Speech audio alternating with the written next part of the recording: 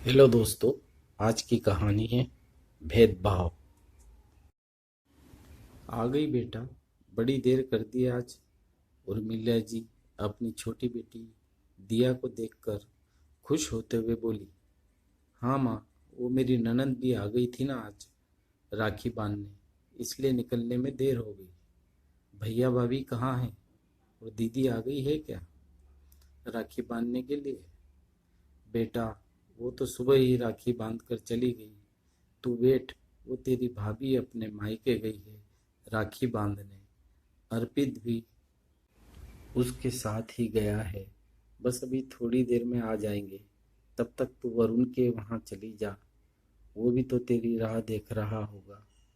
चली जाऊंगी माँ, अभी गई तो वो जल्दी आने नहीं देगा। छोटी भाभी भी खाना खाने की जिद करेंगी, दिया मुंह बिचकाते हुए बोली। हाँ तो क्या हुआ, वो भी तो तेरे भाई भाभी है, यहाँ खा या वहाँ, एक ही बात है। ठीक है माँ, एक काम करो, आप ये सामान यहीं रख दो, ये बड़े भैया भाभी के लिए है, मैं होकर आती हूँ। दिया ने एक बैग अपनी माँ को पकड़ाते हुए कहा। क्या लाई है इसमें? उर्मिला जी ने उत्सुकता से पूछा। माँ, भैया के लिए कुर्ता और भाभी के लिए एक सूट है। भैया भाभी इतना कुछ देते हैं तो मेरी तरफ से भी तो गिफ्ट बनता है ना। इतना कहते हुए दिया अपने छोटे भाई भाभी के घर जाने के लिए उठ गई, जो उसी गली में थोड़ी दूर पर था। बेटा, वरुण और तेरी छोटी भाभी के लिए तू कोई गिफ्ट नहीं लाई? दिया के हाथों में सिर्फ राखी और मिठाई का एक डिब्बा देखकर उर्मिला जी बोले बिना रह नहीं सकी। माँ, वो कौन सा मुझे ढेर सारा नेक देते हैं जो मैं इतना खर्च करूं? जो जितना करेगा उसी हिसाब से तो मैं भी करूंगी, दिया बोली। बेटा, भाई बहन के रिश्ते में हिसाब किताब नहीं देखते। बहन के लिए तो सभी भाई बराबर होते हैं। बेटी की इस सोच पर उर्मिला जी को बहुत बुरा लगता था, लेकिन दिया हमेशा ऐसे ही करती थी।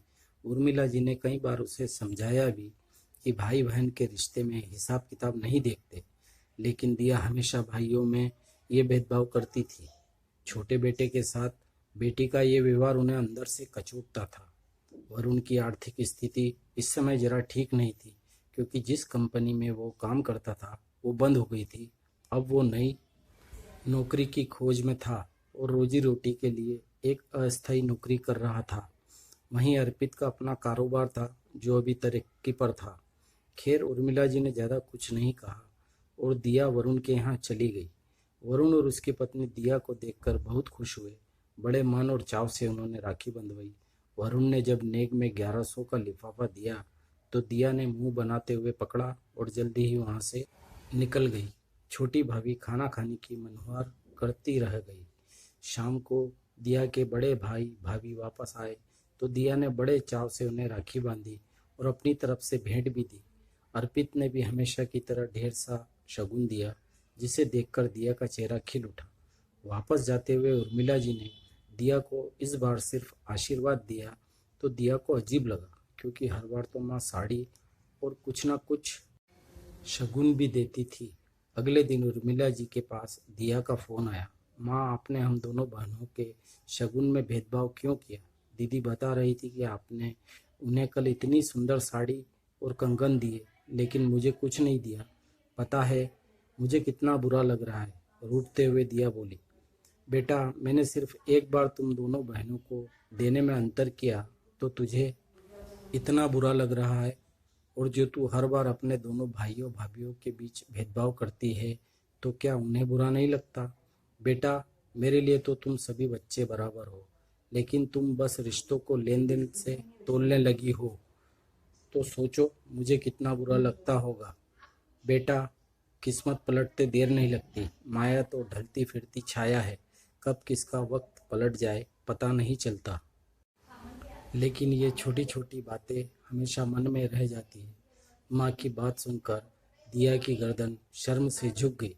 सच में आज उसे अपनी सोच पर शर्म आ रही थी। उसे अपना बचपन याद आ गया, जब दोनों भाई अपना गुल्लक फोड़कर दोनों बहनों के लिए राखी पर गिफ्ट लेकर आते थे। दोनों बहनें भी अपने हिस्से की चॉकलेट मिठाई भी भाइयों को खिला देती थी। साल भर उन्हें इस दिन का इंतजार रहता था। कितने प्यारे थे वो दिन जब रिश्तों के बीच पैसों का कोई मोल नहीं था। दिया की आंखें नम हो गई थी। रुआं से स्वर में वो बोली, आप ठीक बोल रही हो माँ। बड़े होने के साथ साथ ये दिल ना जाने कब इतना छोटा हो गया।